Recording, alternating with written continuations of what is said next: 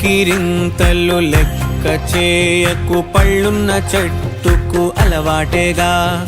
కలత చందకు చందమామకే ఏటేట చవితికి నిందలేగా.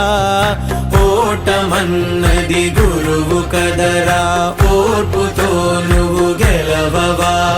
రేపుకే దిక్సూచి నిన్న రెక్కలే చుక్కానిరా. నీరు నేల ఆకాశం నీపై చూపెను పాసం. దారే తప్పిన పాదాలు గాడిన పడితే సంతోషం. తరతరాల చెమట చుక్కలు లాల పోసెను భూమికే.